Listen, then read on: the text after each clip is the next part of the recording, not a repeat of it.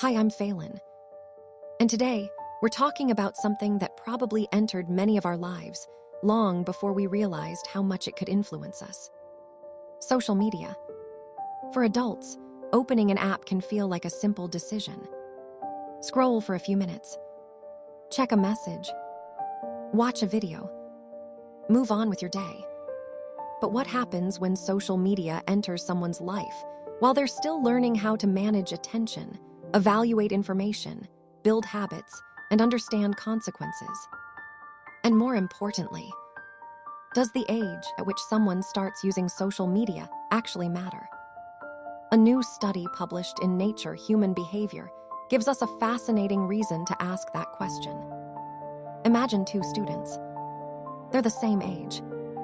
They're both doing reasonably well in school. They both have friends. They both use technology. But there's one difference. One of them creates their first personal social media account in 6th grade. The other waits until 9th grade. At first, that difference might not sound particularly important. It's just a few years. But now imagine following those students through their school years. Would their learning outcomes eventually look different? Before we find out, let's think about something much simpler. Imagine you're trying to study for an important exam. You open your textbook. You read a paragraph. Then your phone lights up. You check the notification. It takes maybe 20 seconds. Then you return to your textbook. A few minutes later, you check something else. Then another notification appears. Then you remember a video you wanted to watch. Then you return to studying.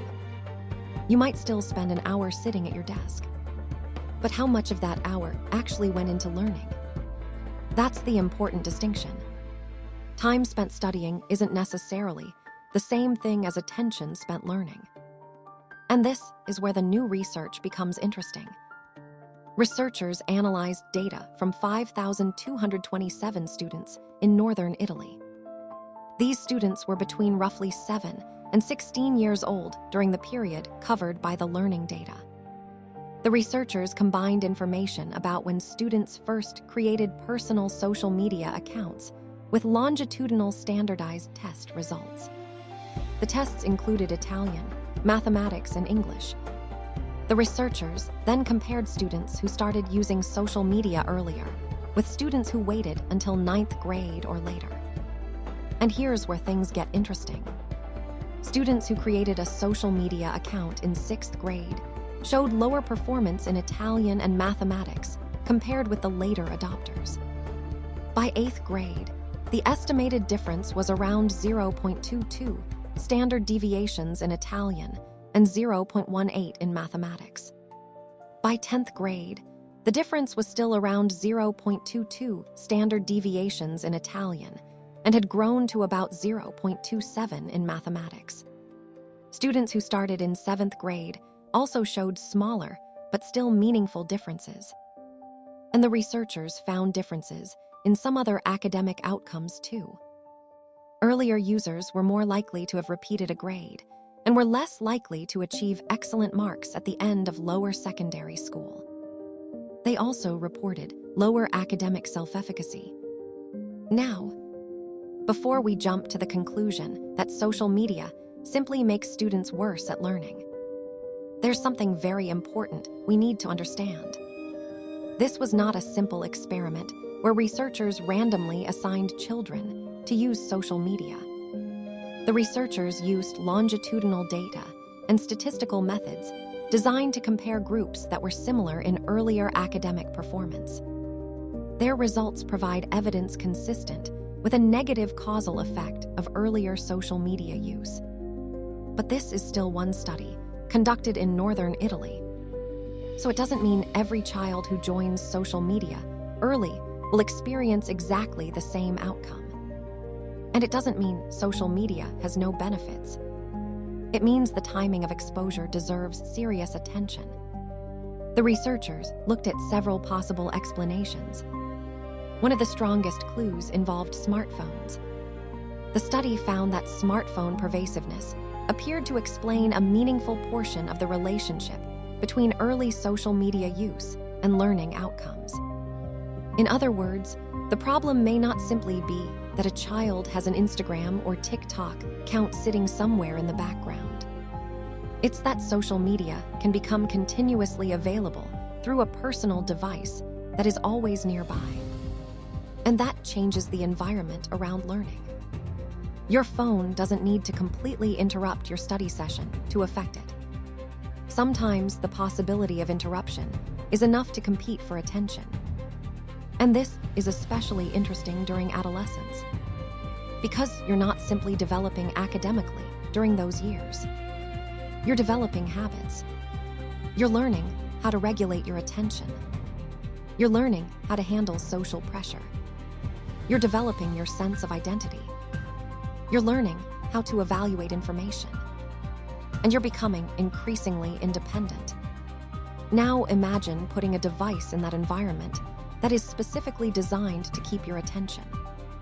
Infinite scrolling, notifications, recommendations, short videos, social feedback, likes, comments, messages, new content appearing every few seconds. None of these features require you to be incapable of self-control. They're simply competing for the same limited resource, your attention. And attention isn't the only concern. There's another part of social media that we shouldn't ignore: information. A teenager can open an app and, within minutes, encounter something genuinely educational. Then something completely misleading. Then a joke. Then someone's personal opinion presented as fact. Then a sensational claim with millions of views. Then a beautifully edited video explaining something with absolutely no evidence behind it. And the problem isn't simply that false information exists. It has always existed. The difference is how quickly and repeatedly it can reach you. A confident person speaking into a camera can sound more convincing than a qualified expert writing something complicated. A viral post can feel more trustworthy simply because thousands of people shared it. And an algorithm doesn't necessarily ask, is this scientifically accurate? It's trying to determine what you're likely to watch, interact with, or keep scrolling toward. That means popularity and accuracy can become completely different things. And younger users are still learning how to distinguish between them. That's why digital literacy matters. Not just knowing how to use an app, knowing how to question what the app shows you. And this brings us to something broader than grades. Social media doesn't affect every young person in exactly the same way. Some teenagers use it to maintain friendships. Some discover communities they wouldn't otherwise have access to. Some learn new skills. Some find educational resources. Some use it creatively. Those benefits are real. But the psychological effects can also depend on how someone uses it, what content they encounter, how much they use it, and their individual circumstances. Recent 2026 reviews continue to describe the evidence as complicated rather than uniformly positive or negative. Problematic use has been associated with issues including sleep disturbance, attention problems, mood difficulties, body image concerns, cyberbullying, and exposure to harmful content. At the same time, social media can provide social support, opportunities for identity development, learning, and connection. So saying social media is bad for teenagers doesn't really explain the situation. A better question is, what kind of social media experience is this person having? Because watching educational content for 20 minutes is not psychologically identical to spending 4 hours comparing yourself with other people, checking notifications, and scrolling through emotionally intense content before bed. So does this mean children should never use social media? Not necessarily. But it does make one question much harder to ignore. Why are we so comfortable giving children access to systems designed to compete aggressively for their attention? The new study found that students who began using social media earlier tended to have poorer learning outcomes than those who waited. And the researchers specifically argue that delaying access until children are more cognitively mature could be beneficial. That doesn't mean there's a magical birthday when someone suddenly becomes immune to distraction. There isn't. A 13-year-old doesn't wake up on their birthday with a fully upgraded attention system. Development doesn't work like that. But maturity matters. Experience matters. Self-regulation develops over time. The ability to recognize manipulation develops over time. The ability to say, I know this video is designed to keep me watching, and I don't have to keep watching, also develops with experience. And those are skills worth teaching before giving someone unlimited access to an environment engineered to capture attention. If you're a parent, educator, or even a teenager watching this, the answer probably isn't simply delete everything. For some people, that may be appropriate. But for many families, the more useful goal is learning how to use social media without allowing it to control the environment around you. Start with something simple. Protect learning time. If you're studying, remove unnecessary notifications. Keep the phone physically away when possible. Don't turn every 5-minute break into a 20-minute scroll. And protect sleep.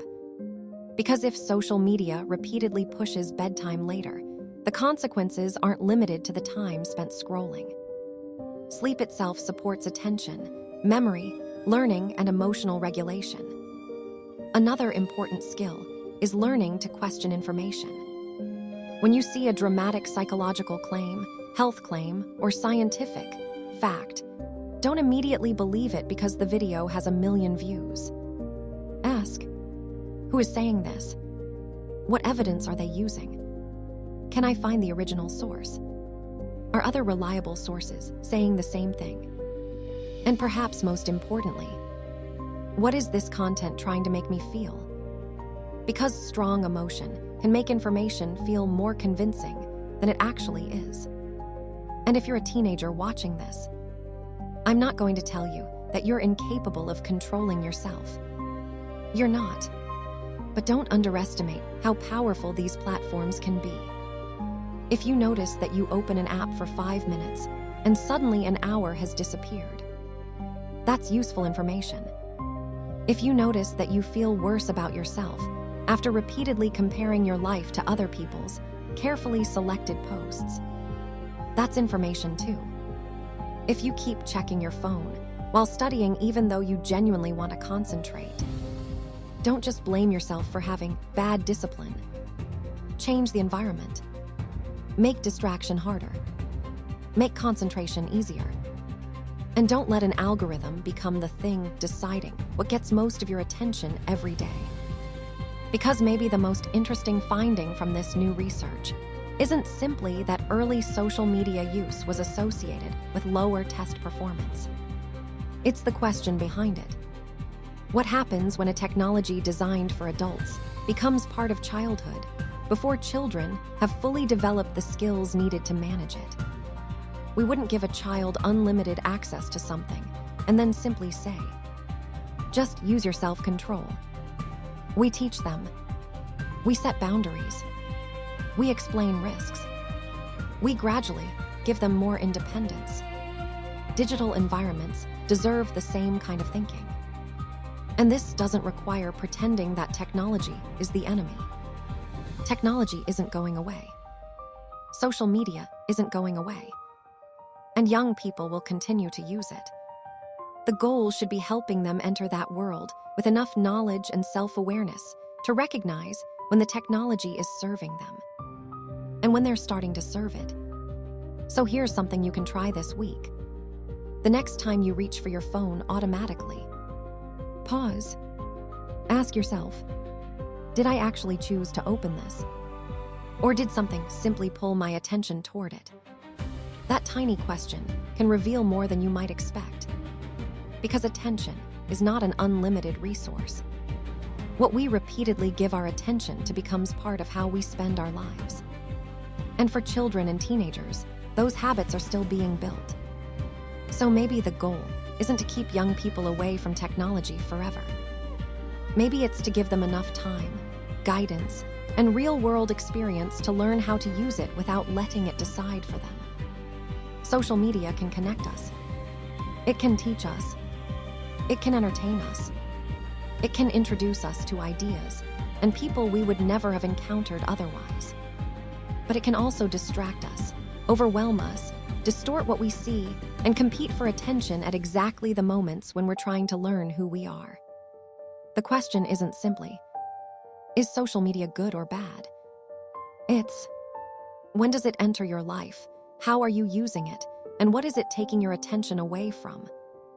Because technology should be something we learn to use, not something that learns how to use us. I'm Phelan, and this is Side Drops. Until next time, stay curious,